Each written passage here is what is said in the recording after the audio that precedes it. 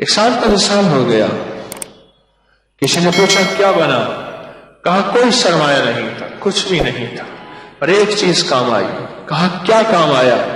کہا ایک جگہ ایک اللہ والے بیٹھے تھے، محفل تھی، مجمع تھا، وہاں ایک فرد نے درود پاک پڑھا تھا، اللہم صلی علی محمد کما تحب و ترضی لہ. درود پاک پڑھا تھا ایک شخص نے، اس کی وجہ سے سب نے درود پڑھ لیا.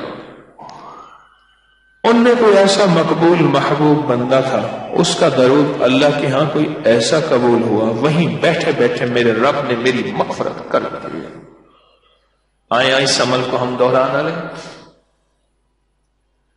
کیا پتا اس مجمع میں کون ایسا ہو، میرے دائیں میرے بائیں، میرے آگے میرے پیچھے، میرے مطابق اس کی کوئی حیثیت نہ ہو، لیکن اللہ کے ہاں اس کا بڑا وقار، اللہ کے ہاں اس کا بڑا مقام، اور میرے رب کے ہاں اس کی بڑی حیثیت،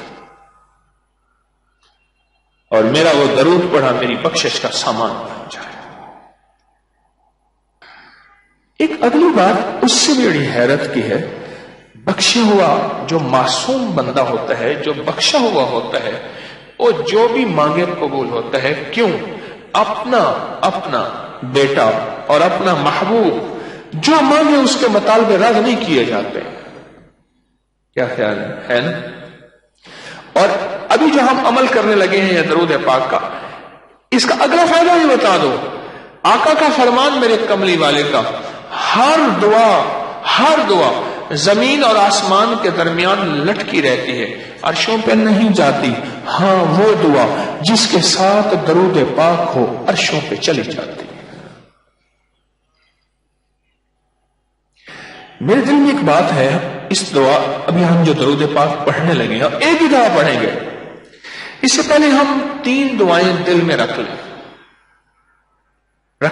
میں دعائیں بھی بتاتا ہوں. سب سے پہلے یہ دعا ہے کہ اللہ کامل ایمان عطا فرما. مولا ساری کائنات، دولتیں، عہدے، چیزیں، ہر چیز مل گئی اور مجھے کامل ایمان نہ ملا. اے اللہ مجھے کامل ایمان عطا فرما. دل میں رکھ لی بات. اور اے اللہ مجھے اور میری نسلوں کو، بڑی اونچی دعا کہہ رہا ہوں، پہلی دعا سب سے اونچی ہے، اگلی دعا ذرا اور اونچی ہے. اس کے بعد کہ اللہ مجھے اور میری نسلوں کو اور پوری امت کو برکت اور عافیت عطا فرما. برکت مل گئی نا، کبھی تیری نسلوں کی جائیداد ختم نہیں ہوگی، کبھی تیری نسلوں کی سواریاں گاڑیاں ختم نہیں ہوگی، کبھی تیری نسلوں کے گھر تمنگریاں ختم نہیں ہوگی، کبھی تیری نسلوں میں مال عزتیں ختم نہیں ہوگی، اور کبھی تیری نسلوں میں دولت راحت ختم نہیں ہوگی، اور کبھی تیری نسلوں میں بیٹے نعمتیں ختم نہیں ہوگی، اور کبھی تیری نسلوں میں مرادوں کا پورا ہونا ہمیشہ رہے گا.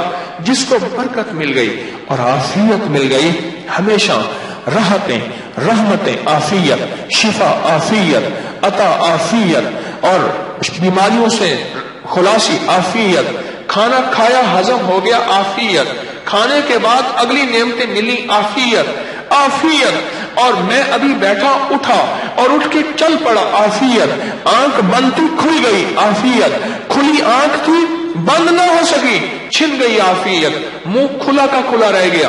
کبھی چھینک آنے سے پہلے کسی کو کہنا موبائل پہ میری تصویر بنا، جلدی کر، اس نے موبائل پہ تصویر بنائی. کبھی تصویر دیکھیں، اگر وہ تصویر وہیں کی وہیں رہ جائے.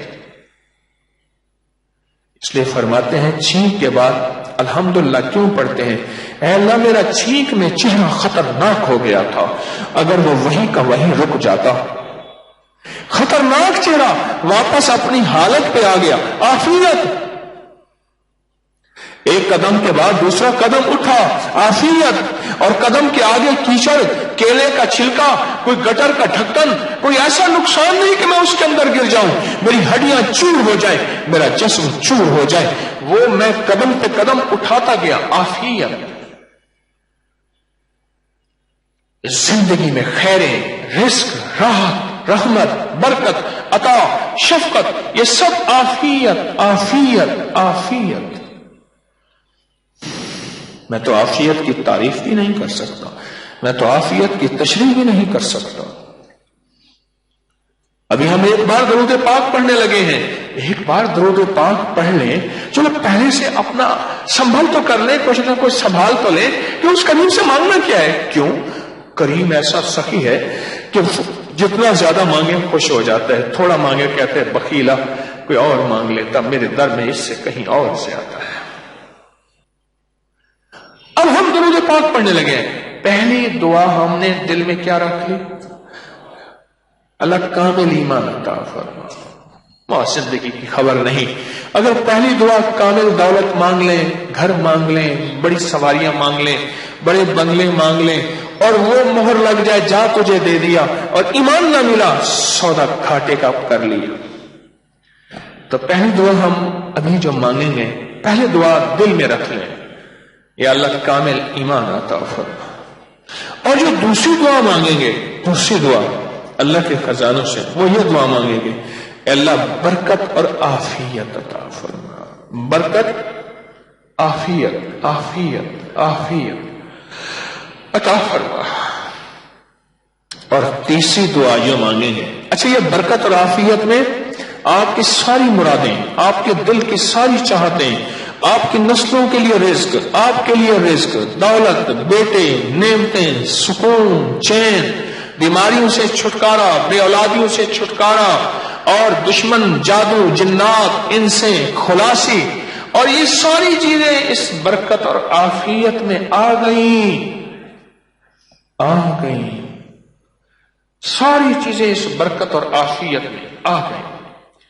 اور تیسری دعا پتہ کیا مانگیں گے ہم؟ اے اللہ جتنا مجمع آیا ہے اور جتنا لائیو پوری دنیا میں ہمیں اسی وقت دیکھ رہا اور ہمارے ساتھ شامل ہے یا بعد میں دیکھے گا، اے اللہ ان سب کی مرادیں پوری فرما. 3 دعائیں دل میں رکھ لی. اب پڑھیں میرے ساتھ، اللہم صلی علی محمد کما تحب و ترضی. پھر پڑھ لیں، اللہم صلی علی محمد کما تحب و ترضی لہ. پھر پڑھ لیں آخری تیسری دفعہ، اللہم صلی علی محمد کما تحب و ترضی لہ. بس. اور یقین سے کہہ رہا ہوں، اس بات پہ نہیں کہ میں کوئی ولایت کے دعوے کر رہا، اس درود پاک کی برکت، ان پردیشیوں کی قربانیاں، ان پردیشیوں کے تھکے، ان پردیشیوں کی ناگواریاں، اور ان پردیشیوں کے اللہ کے ساتھ مان اور اللہ کے ساتھ تعلق، اس بنیاد پہ کہہ رہا ہوں، مبارک ہو آپ کو انشاءاللہ. وَقَفَى بِاللَّهِ وَلِيًّا وَقَفَى بِاللَّهِ نَصِيرًا. آپ کو مبارک ہو انشاءاللہ تعالی. اللہ پاک نے آپ کی اور آپ کی نسلوں کی 3 مرادیں پوری کر لی انشاءاللہ. اس پہ 2 رکعت نماز نفل شکرانے کے لازم پڑھیے گا. چیز ملنے کے بعد اگر شکر گزاری اور شکر ہو جائے، اللہ اس چیز کو چھینتا نہیں.